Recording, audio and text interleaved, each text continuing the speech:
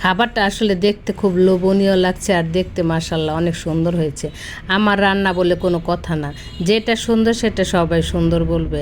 আজকে আমি এমন একটা রান্না করব, আপনারা কখনো কি এভাবে খেয়েছেন কি না জানি না, কিন্তু আমিও এভাবে কখনো খাইনি। প্রথমে খাবারটা রান্না করেছি, এটা খেতে এত মজা হয়েছে। এটা হলো গিয়ে করলা ফ্রাই। প্রথমে আমি দুইটা করলা কেটে নিয়েছি। প্রথমে একটা নিয়েছি, তখন আবার আরেকটা নিয়েছি, কারণ এটা যখন আমি ফ্রাই করব তখন একদম কম হয়ে যাবে। এর জন্য প্রথমে আমি এরকম গোল গোল করে কেটে এর মধ্যে স্বাদ মতো লবণ, হলুদ আর মরিচ দিয়ে, আর আমি একটু এটা ধনিয়ার গুঁড়া দিয়ে সুন্দর করে ভালো করে করলাটার সাথে মিশিয়ে নিব। এখন বেগুন যেভাবে আমরা ভাজা করি, ঠিক এইভাবে আমি করলাটাকে ফ্রাই করে নিব। এখন একটা প্যানের মধ্যে সরিষা তেল দিয়ে আমি একটু প্যানটা ঘুরিয়ে দিব, যাতে সবখানে তেলটা লেগে যায়। এখন একে একে সবগুলো আমি করলা এর মধ্যে দিয়ে দিব। আর চুলা ফ্লেমটা একদম হাই হিটে আমি ভাজতে যাব না, এটা মিডিয়াম হিটে ভাজবো।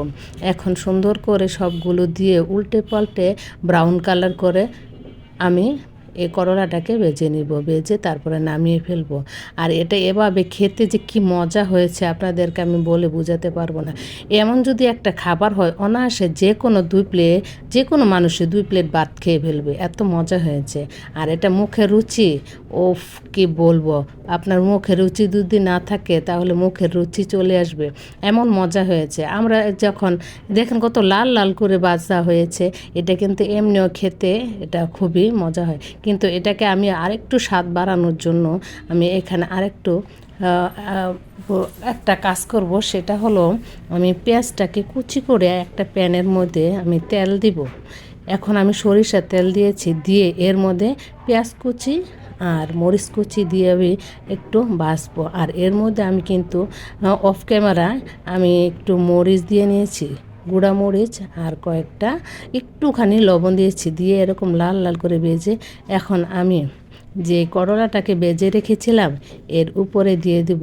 যখন খাবো এই পেঁয়াজটা আর করলাটা একসাথে নিয়ে লেবু চিপে খেতে, আফ কি যে মজা হয়েছে।